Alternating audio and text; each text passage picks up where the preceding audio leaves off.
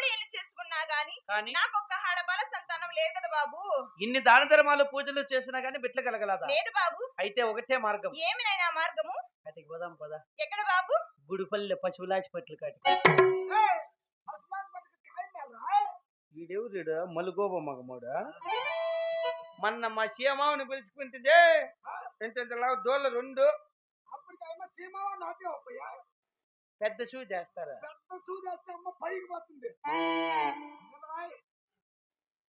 యాడి పిలిచిపెట్టు నువ్వు? పశువులాచిపట్లు లే నీ కుండలతో పిలిచిపోతాకే, నీ కుండి పిండాలతో పిలుచుకో. ఎక్క పిలిచిపోతాడంటే పసిపిల్లాసిపోతుంది మొగం చూడు ఏముందో. బాగలేదా?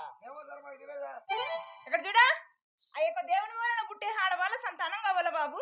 దేవుని వరాన పుట్టే బిడ్డ కావాలా? అవును తలారి. అలాగైనా మీ ఇల్లెలుపు దేవుడు ఎవరమ్మా? మా ఇలవేల్పు శ్రీ కాదరి నరసింహ స్వామి బాబు. అన్ని దేవతలకు పూజలు చేస్తారు, సంతానము కలగలేదంటున్నావు. అవును తలారి. మీ ఇలవేల్పు దైవమైన దైవమైన ఆ కదిరి దేవుని మరిచినందుకేమైనా కొదవగా ఉన్నదేమో తల్లి. నీ ఉపాయము చాలా చక్కగున్నది బాబు. సరే, అలాగే ఇటు మాటలు మా రెడ్డి వారికి ఒక్కసారైనా తెలిపి తర్వాత కదిరి కోయిల పట్టణానికి బయలుదేరిపోదామా? అంటే ఎక్కడన్నా పోవాలంటే ఇంట్లో చెప్పేసి పాలా? అవును బాబు.